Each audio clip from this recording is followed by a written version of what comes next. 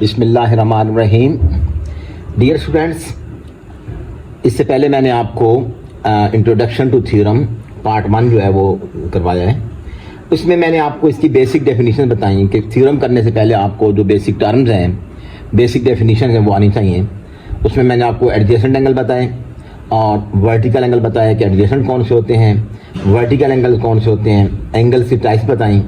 और इसके अलावा जो है मैंने आपको एक्सियम और पास्टुलेट का डिफरेंस बताया था। आज हम कर रहे हैं सप्लीमेंट्री एंगल पास्टुलेट, यानी ये हमारा ज्योमेट्री का एक पास्टुलेट है जो सिर्फ और सिर्फ ज्योमेट्री में यूज होता है। और इसकी डेफिनेशन ये है कि if two adjacent angles are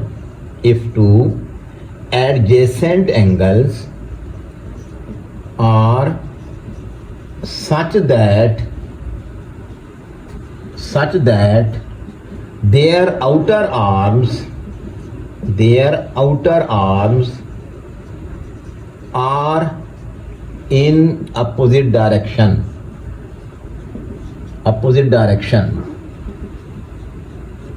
then angles are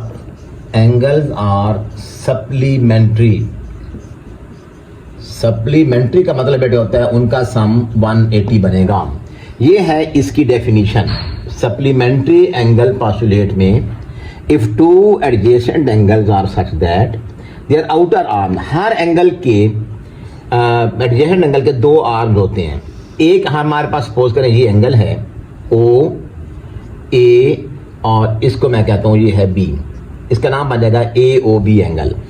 एक एंगल में इसी स्ट्रेट लाइन के ऊपर ये बनाता हूं, इसको मैं नाम देता हूं सी का। एक एंगल ये बन गया, एक एंगल ये बन गया। और कल आपको बताया था मैंने लास्ट टाइम कि अगर दो एंगल में वर्टेक्स कॉमन हो और एक आर्म कॉमन हो तो इसे हम कहते हैं एडजेसेंट एंगल। अब इसमें अगर ये एक्स एंगल है, एक्स डिग्री है और ये वाई डिग्री है तो ये दोनों एडजेसेंट हैं। अब मैंने क्या लिखा है कि two adjacent angle are such that their outer arms are in opposite direction. बेटा ये जो कॉमन है, कॉमन के अलावा जो दो आर्म हैं, एक है ओ ए, एक है ओ बी, ओ सी सॉरी, इनको हम कहते हैं आउटर आर्म। जो कॉमन होता है, कॉमन के अलावा वाले को हम कहते हैं आउटर आर्म।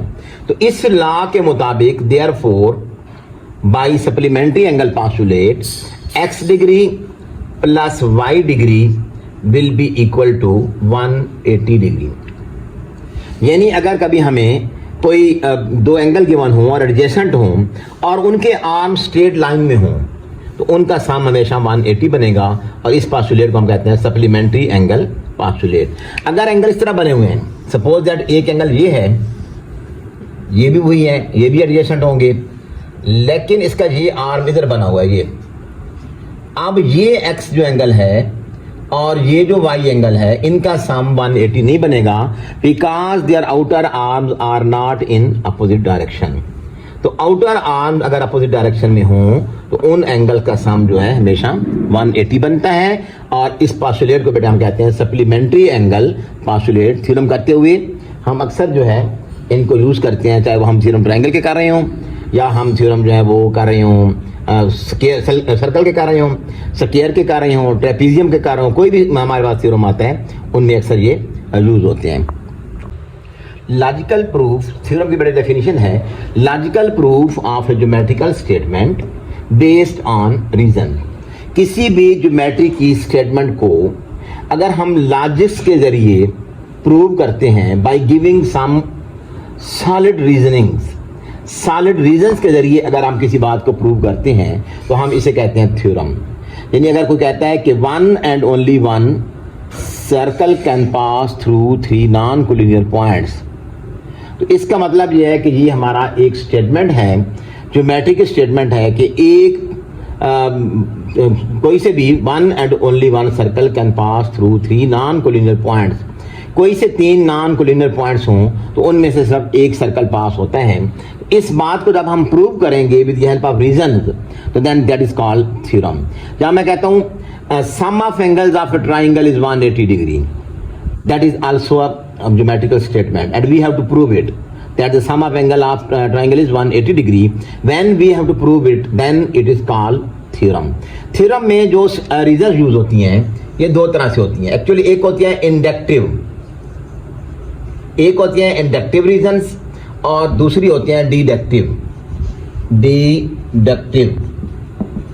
बेटा इंडक्टिव का मतलब होता है एग्जाम्पल से ला बनाना, एग्जाम्पल से कोई अखज़ करना चीज को, इंड्यूस करना, कोई चीज बनाना, कोई थ्योरी बनाना, कोई प्रिंसिपल बनाना, कोई भी लॉ बनाना, that is called inductive reasoning.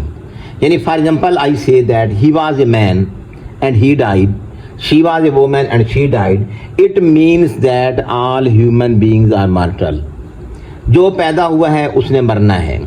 यानी हम कहें कि फलां था वो फौत हो गया, फलां फौत हो गया, तो इसका मतलब यह है कि हमने भी एक दिन चले जाना है। तो इसकी एग्जाम्पल से जब हम लॉ सेट करते हैं तो वो कभी कभी गलत होती है। अब ये लॉ गलत नहीं है कि हमने मरना है, तो इसका मतलब है कि ऑल ह्यूमन आर मॉर्टल, ये करेक्ट बात है।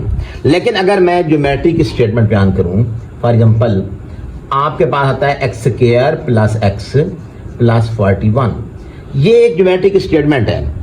If I put value of x as a whole number, 0 put करेंगे तो इसका आंसर आएगा 0 प्लस 41 इक्वल टू 41। अगर हम x1 पुट करेंगे तो आंसर आएगा 1 प्लस 41 इक्वल टू 43। अगर x2 पुट करेंगे तो ये बनेगा 2 का स्क्वायर 4 प्लस 2 प्लस 41, तो ये बन जाएगा हमारे पास 47। अगर हम x की वैल्यू 3 पुट करते हैं इसी स्टेटमेंट के अंदर तो 3 का स्क्वायर हो जाएगा 9 प्लस 3 प्लस 41, ये बनेगा 53। अब बेटे इस तरह से जितने भी नंबर बन रहे हैं they all are prime number. देखें मैंने x की वैल्यू होल नंबर पुट की 1 0 1 2 3 4, अगर करते जाएं x की वैल्यू मैं 30 पुट कर लूं तो देन इट बिकम 30 का स्क्वायर 900 प्लस 30 प्लस 41, बेटे ये बनता है 971। 971 is also a prime number. Then we can say after giving 30 or 35 example, we can say that this statement is a statement of prime number when x is a whole number.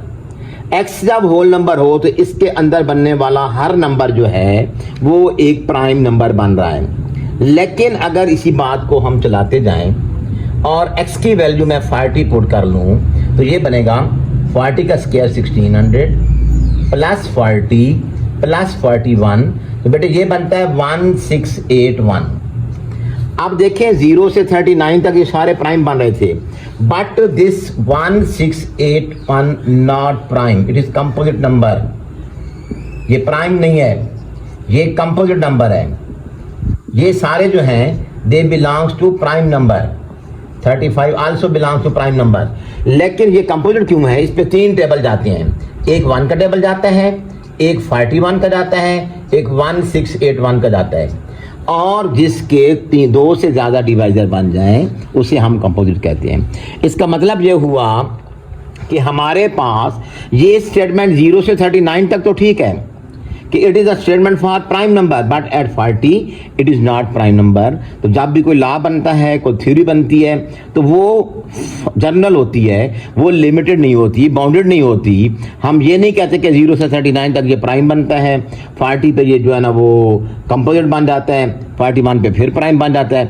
ऐसे हम किसी भी law को prove नहीं कर सकते। तो इसलिए जो इंडक्टिव बुनियादों पे, जो एग्जाम्पल की बुनियाद पे हम लॉ बनाते होते हैं, वो कभी कभी रॉन्ग हो जाते हैं, मे बी डाउटेड। सो हम इसको कहते हैं ये इतनी पायदार और साउंड रीजन नहीं होती हैं। लेकिन अगर हम लॉ से एग्जाम्पल बनाते हैं, मैं कहता हूं sum of angles of a triangle, sum of angles of a triangle is 180 degree, is 180 degree. इसका मतलब है मैं ये ट्राइंगल बनाऊंगा तो इसके एंगल का भी सम 180 बनेगा। मैं ट्राइंगल इस तरह से बना लेता हूं, इसका सम भी 180 बन जाएगा। मैं ट्राइंगल यूं करके बना लेता हूं, इसके एंगल का सम भी 180 बन जाएगा। तो हम जब लॉ से एग्जांपल देते हैं वो कभी रॉन्ग नहीं होती, लेकिन एग्जांपल से law may be wrong at any stage. So हमारे थ्योरम में जो logical proof of geometrical statement based on reasons कहा गया है, ये डिडक्टिव रीजंस होती हैं जो साउंड एंड स्ट्रांग होती हैं, जो कभी भी रॉन्ग नहीं हो सकती। तो ये बेटा है हमारी थ्योरम की डेफिनेशन कि थ्योरम क्या होता है। उसके अंदर जब हम किसी भी चीज़ का लॉजिकल प्रूफ देते हैं, रीजन की हेल्प से जब किसी प्रूफ को दिया जाता है तो उसको हम कहते हैं लॉजिकल प्रूफ। और ये रीजन जो है वो याद रखना है डिडक्टिव होती हैं, साउंड और स्ट्रांग होती हैं, ये कभी रॉन्ग नहीं होती।